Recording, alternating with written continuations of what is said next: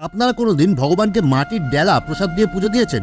শুনতে অবাক লাগলেও ভারতবর্ষে এমন এক শ্রীকৃষ্ণের মন্দির আছে যেখানে ভক্তরা ভগবানকে মাটির ডেলা প্রসাদ হিসাবে দান করে।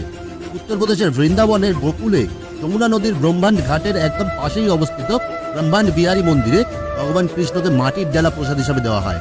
কিন্তু কেন এমন অদ্ভুত নিয়ম, চলুন জেনে নিই। পৌরাণিক ইতিহাস অনুযায়ী শ্রীকৃষ্ণ ছোটবেলায় যমুনা নদীর পাশে বসে মাটি খাচ্ছিলেন। মা যশোদা এই ঘটনা জানতে পেরে তখন শ্রীকৃষ্ণকে মুখ খুলতে বলেন। তখন শ্রীকৃষ্ণের মুখে পুরো ব্রহ্মাণ্ড দেখতে পান। স্থানীয়দের কথা অনুযায়ী এটাই সেই স্থান যেখানে শ্রীকৃষ্ণ মাটি খেয়েছিলেন, তাই এই মন্দিরে শ্রীকৃষ্ণকে মাটি প্রসাদ দেওয়া হয়।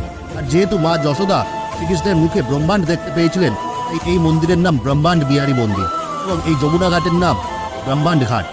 এই মন্দিরের পূজারীর কথা অনুযায়ী এখানে শ্রীকৃষ্ণের প্রসাদের মাটি খুবই পবিত্র, যেটা বাড়িতে রাখলে সংসারের উন্নতি হয়। অদ্ভুতভাবে এই মাটি থেকে মাখনের গন্ধ পাওয়া যায়। বৃন্দাবন গেলে ব্রহ্মাণ্ড বিহারী মন্দির অবশ্যই দর্শন করবেন।